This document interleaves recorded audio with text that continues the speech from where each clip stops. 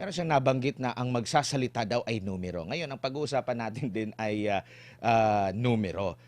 Siyempre, kung unang titingnan, kasi walang walang nagdedebate doon sa mga pahayag, no, ng AMLAC, umabot daw, bilyonaryo pala itong si Vice President Sara Duterte. Hindi ko lang siya nakita sa Forbes list. Pero ano ba ang ano dito, attorney, para hindi ma-mislead ang taong bayan po ukol dito?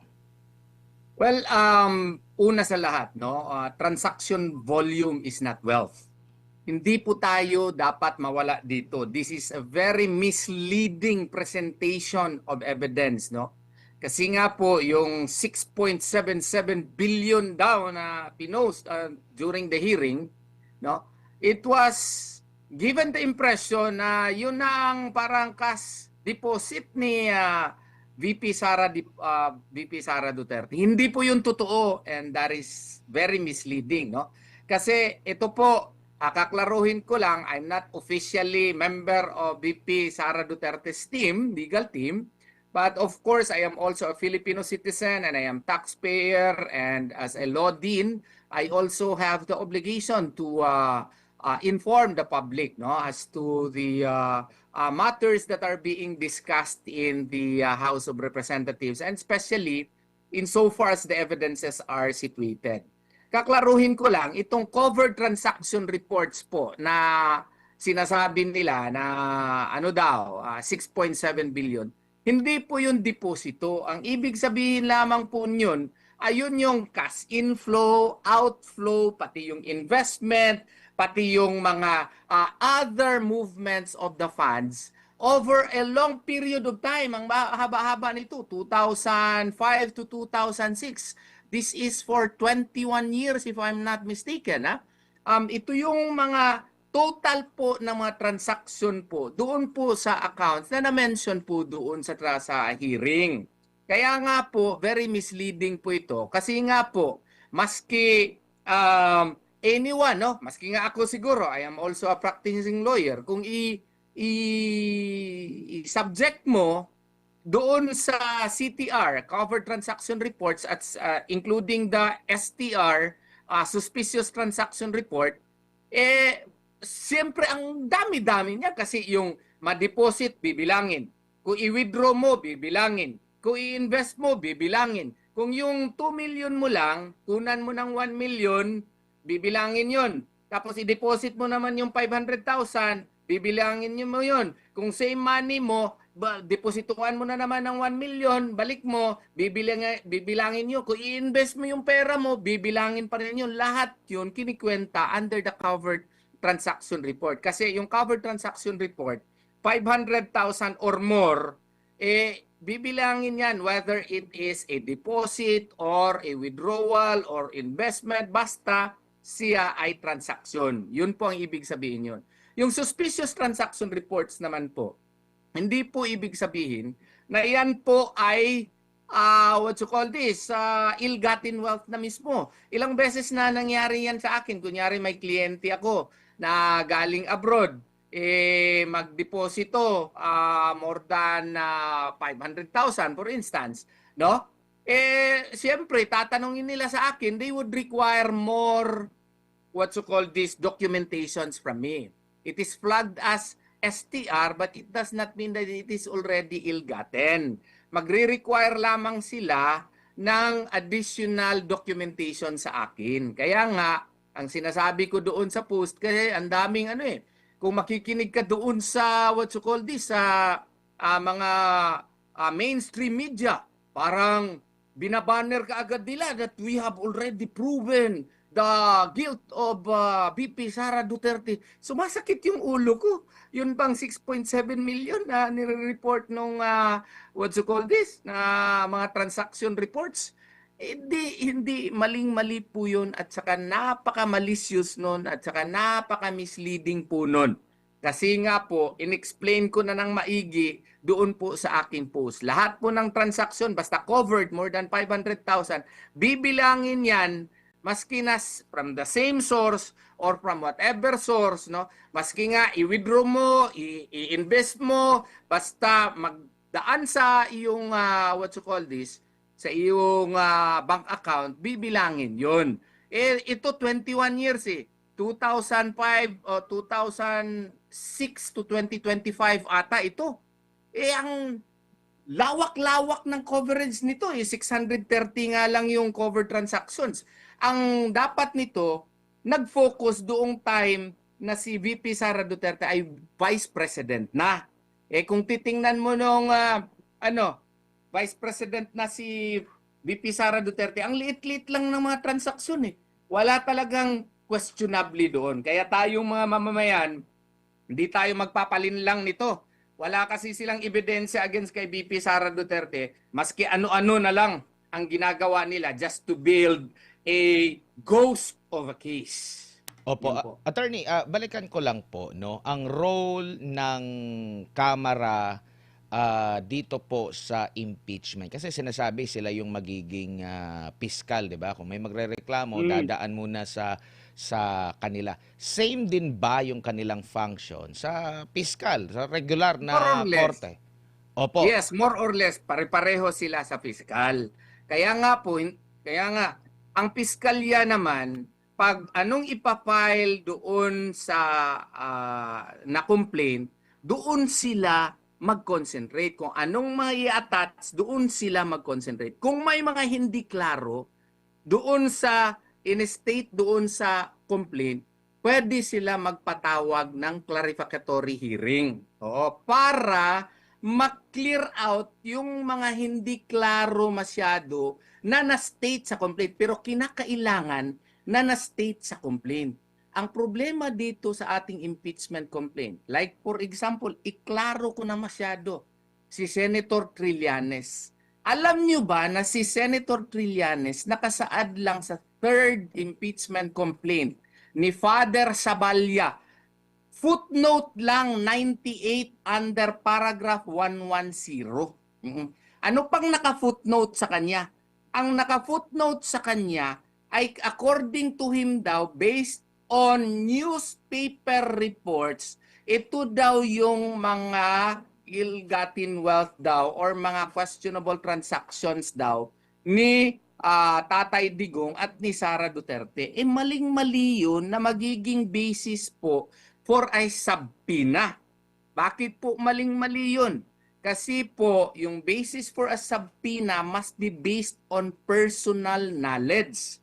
Eh yung doon po sa footnote po, kung saan nakasaad yung name ni Senator Trillanes, ibase po yun sa newspaper reports. Kung newspaper reports pala yung basihanan niya, hearsay evidence yun twice removed. Meaning, hindi yun pursuant sa kanyang personal knowledge. So, dapat hindi yun pinapasabpina. So, ang nangyari, based on that, pinasabpina na lahat, yung mga, mga bank records niya, pati misis niya, pati yung ibang mga korporasyon, at saka pati AMLAC, pinasabpina na. No? So, kaya nga, maling-mali po yung basihanan for the subpoena even. Opo, nabanggit mo yung clarificatory. Saan po ba ito? Pwede ba siyang huli after na mag-declare na sufficient in form, in substance? Nag-declare na sila sa mismong komite or dapat mauna itong clarificatory bago sila mag-decide kung sufficient in form, substance or yun nga, attorney? As a general rule, tama ka. Pero kung ibase natin sa Rule 3 Section 7 ng House Rules, posible, okay, may basihanan yon doon sa Rule 3 Section 7 nila that a hearing may be conducted. But, again, based on the complaint.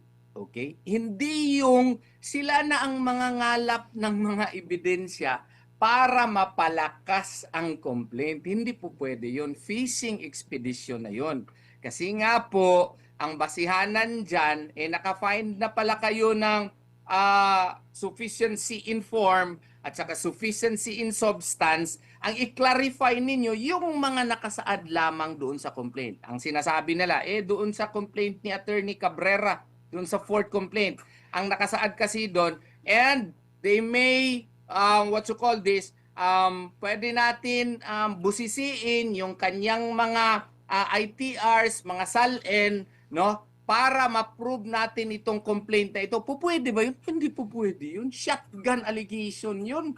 Hindi po pwede. So, ang ibig sabihin nun, ginagawa mo na ngayon ang Committee on Justice na magiging investigator mo, na magiging what you call this mo, evidence gatherer mo para mapalakas mo yung complaint. Hindi po pwede yun. Fishing expedition yun. You have to state with specificity at the very least so that you can come up with an allegation with containing ultimate facts which would indicate, no, that you have charged the offense of graft and corruption, culpable violation of the 1987 Constitution, bribery, other high crimes, and such.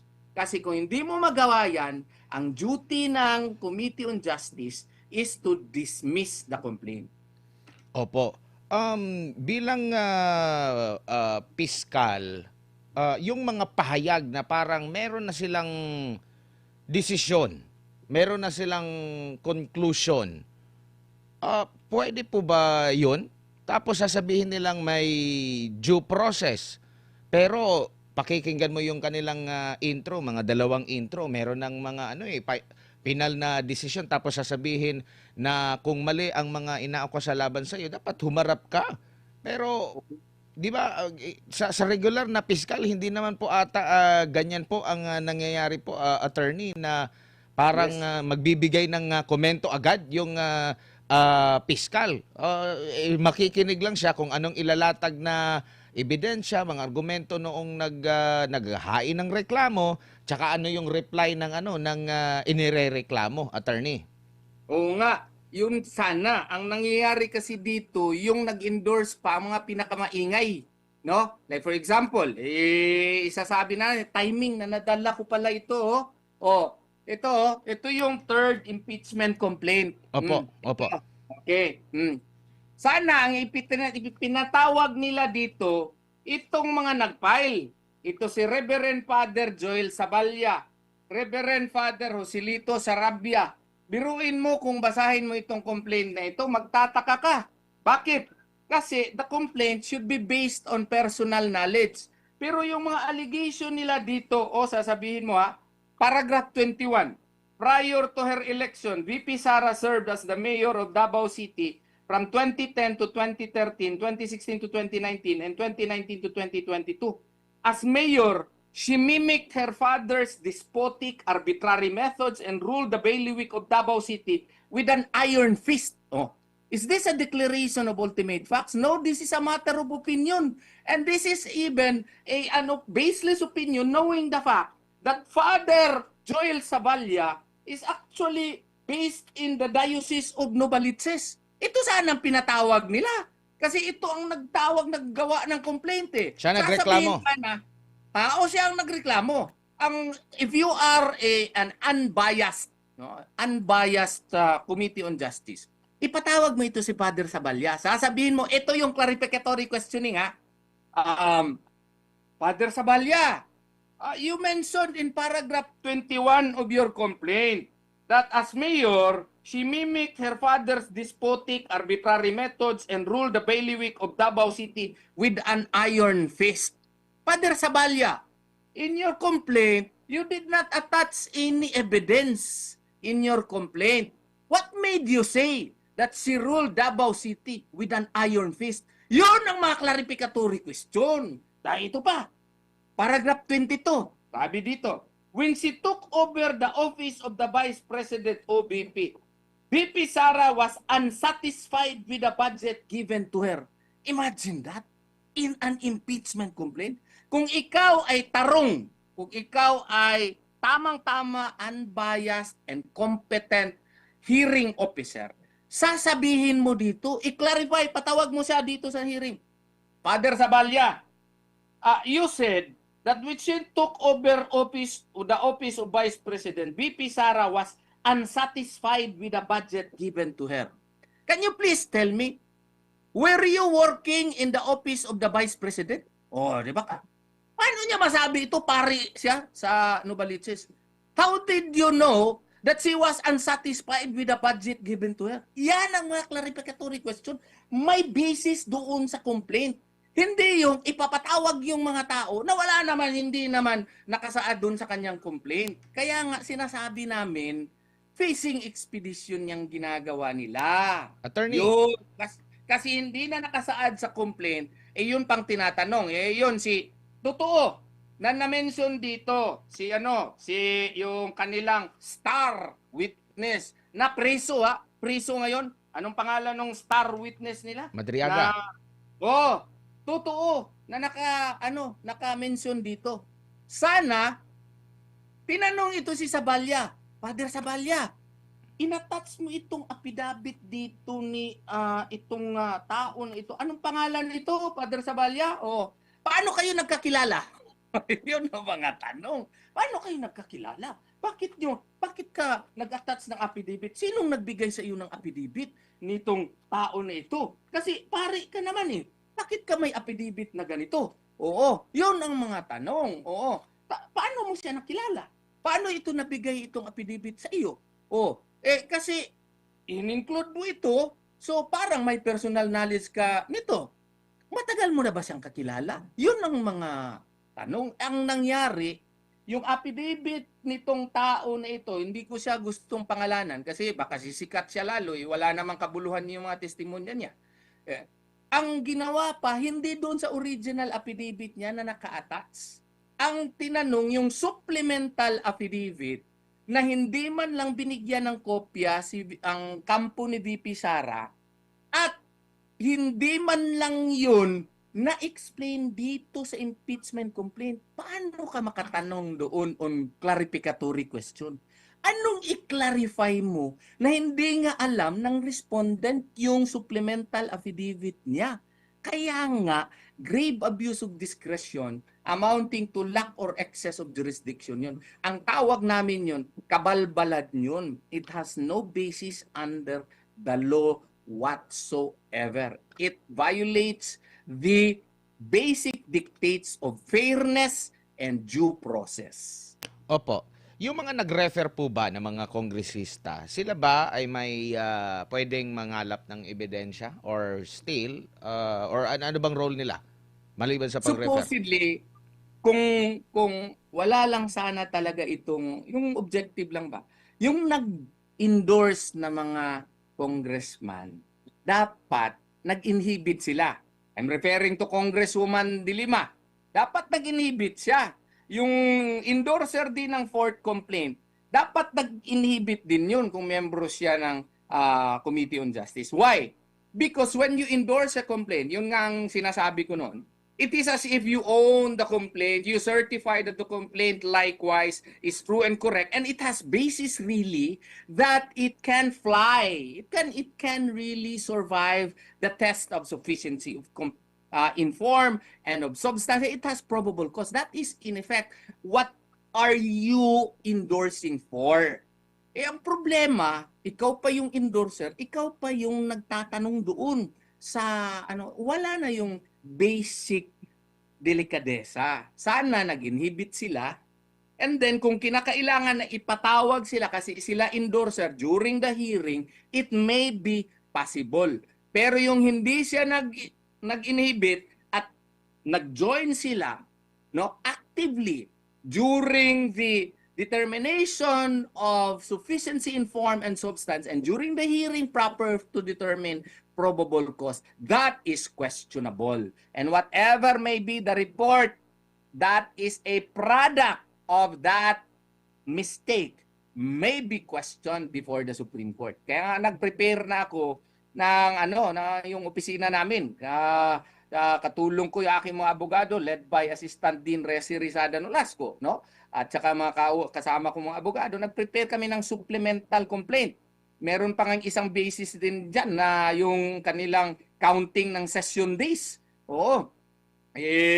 In-extend pa nila, maski recess na. Kinwestiyon ko rin yan dito sa panibagong supplemental complaint. So yun talaga, ang daming mali po dito na alam naman nila, may mga magagaling na abogado dyan Alam nila na mali yan, pero ang purpose kasi nila, ayaw nila i-diretso kaagad ipa-report sa plenary para magawa sila ng articles of impeachment para mag-trial na sa Senado. Kasi siguro alam nila matatalo sila doon. So, in-extend nila itong parang nagawa na sila ng mini trial na violation din under the 1987 Constitution kasi ang Senado lang ang may karapatan yan. Ginawa nila itong mini trial kay para hindi to find probable cause. What is their purpose? Sa tingin ko lang, pwede ko ako magkamali. Ang purpose nila is to chip away the popularity of Madam Sara Duterte. They want to crucify her, they want to attack her para mawalan konti yung kanyang pagka-popular masyado ngayon. Opo, merong nababanggit, nagbabasa ako ng mga iba't ibang mga opinyon, pagpuna doon sa bago pa man attorney ha, bago pa man nagsalita yung defense team ng impeachment ni Vice President Sara Duterte. Ang dami ng mga opinyon na nagdedepensa, kumukwestiyon dito sa naging hakbang po ng Committee on Justice. At kabilang po sa mga nababanggit nila ay yung Bank Secrecy Law at yung AMLA. Ano po ang nakikita nyo pong paglabag na nangyari doon mula dito sa mga batas na ito or baka meron pang nakikita kayong questionable sa iba pang mga batas, attorney?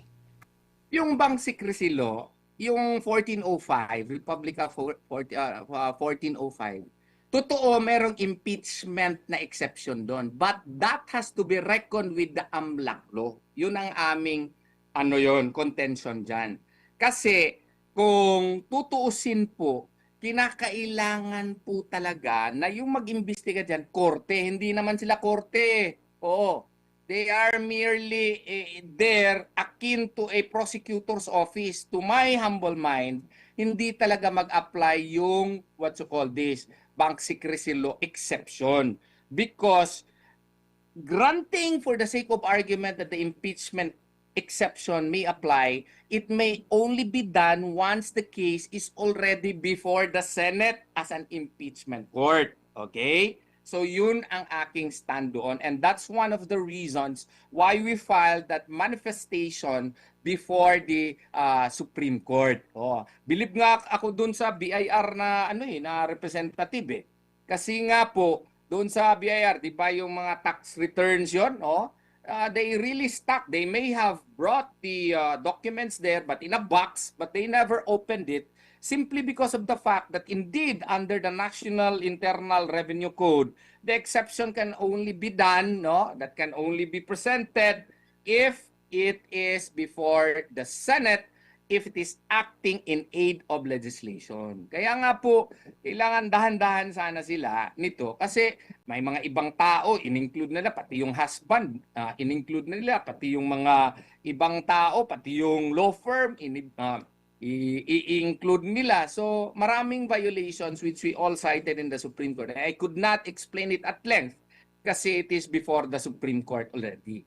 Opo, tsaka yung pag-determine kung clarificatory ba yung pagtatanong o hindi. Kasi maraming mga instances na napapatanong pero yun nga either pinaalalahanan or ini-strike out po yung mga pagtatanong. Sabi nga ni Congressman Marcoleta, wala na raw natira doon sa kanyang mga sinabi kasi pina-strike out ata lahat ng kanyang mga pagtatanong po. Attorney, may nakita po ba kayo doon during sa hearing na tama naman yun clarificatory naman yun, pero sabi naman ng nag-preside, hindi, na yan, doon na yan sa trial, mapag-uusapan yung mga ganyang klase ng tanong, attorney? Ay, double standard nga siya Kung sila, Congressman Marcoleta, iba yung yardstick niya. Pero kung kasama niya, kung nagtatanong doon sa, kay Madriaga, medyo iba yung yardstick na. Ito lang i-highlight ko yung sinabi ko sa inyo. Page, 43 of the third impeachment complaint. Yung sinabi ko sa inyo, hindi ko lang footnote number, maklaro ba? Hindi ako marunong kasi mag-ano ba? Naka-blur, naka-automatic blur yung po. Sige, banggitin nyo lang po. At saka attorney, paki-explain din kung ano yung footnote. Ano yan? Kabilang ba yan sa main discussion dyan sa kanilang mga petition or ano lang, pakapin sa Bisaya kasi ginawang parang si Trillanes naman parang ginawa siyang main or star witness. What was the basis of the Committee on Justice in issuing a subpoena to him?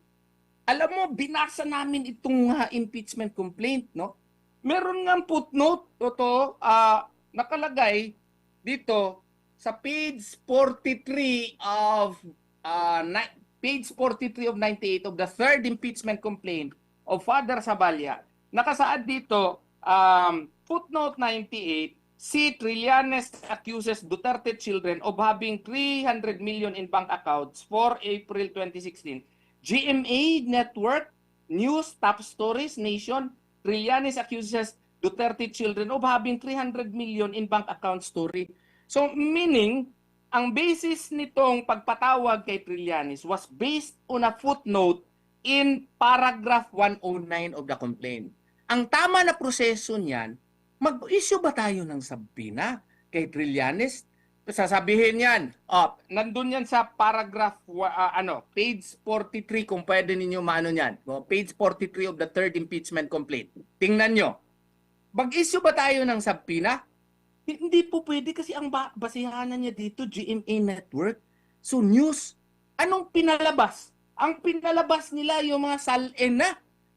May basihanan ba yun? Walang basihanan yun kasi in the first place, this is not based on personal knowledge. Second, nagawa siya ng affidavit niya the day before the hearing. Pupwede ba yun? Kasi hindi yun pupwede kasi hindi yun naka-attach sa complaint.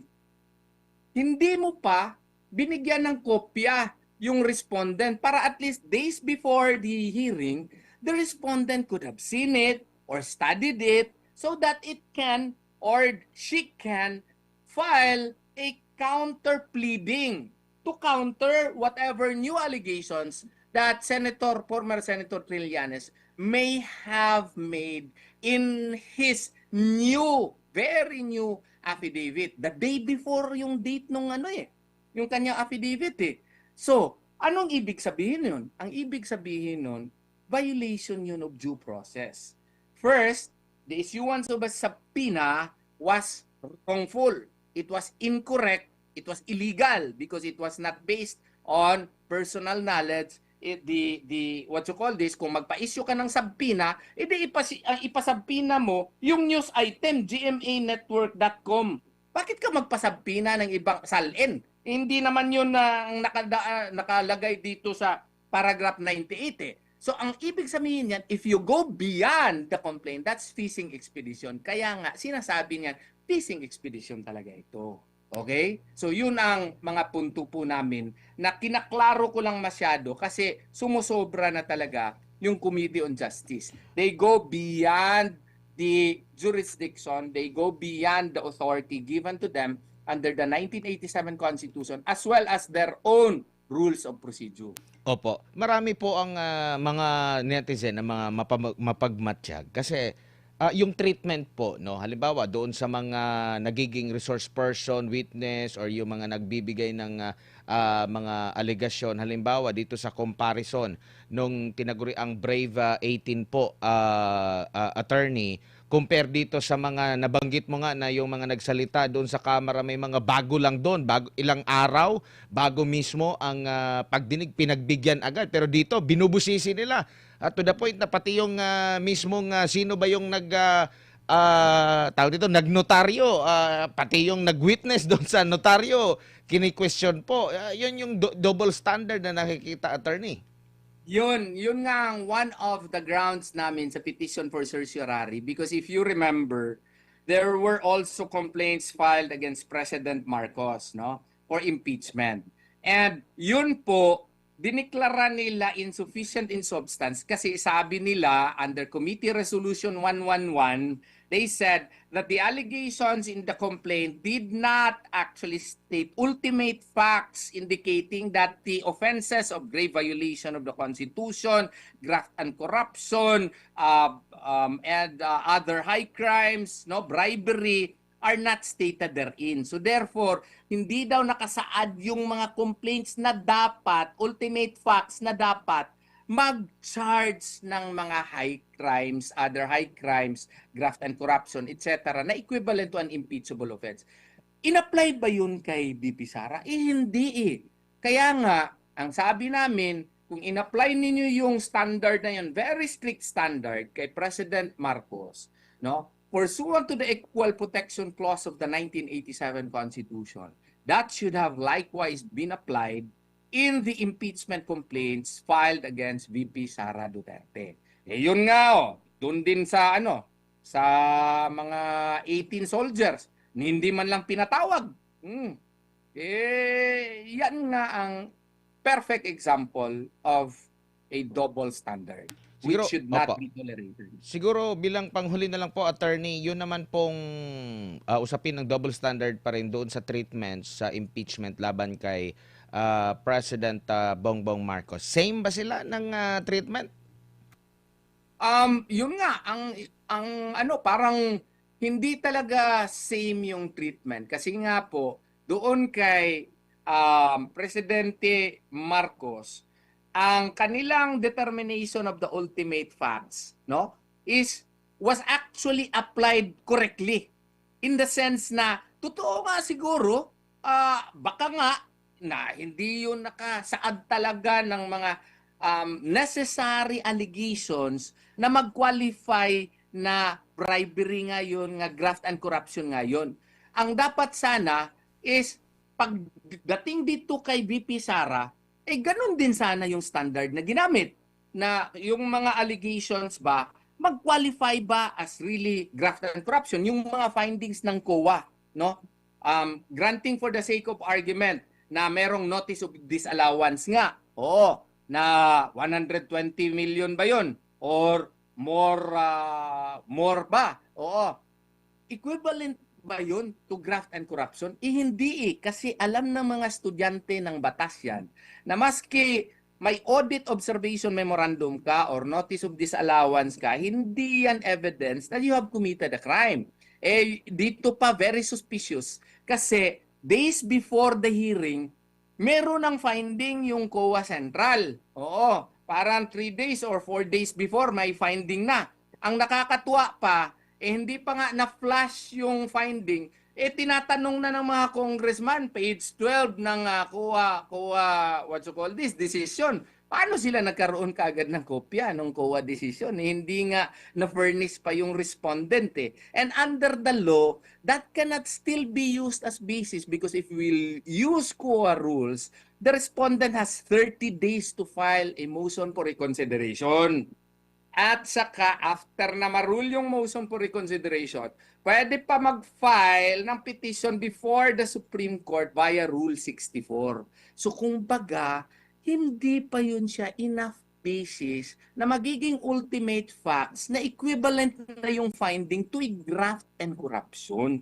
Yun ang aming punto po doon. Kaya nga po, kung ano man ka stricto yung standard on ultimate facts kay Presidente Marcos, dapat ganun din yung ginamit na standard doon sa impeachment complaint filed against VP Sara Duterte.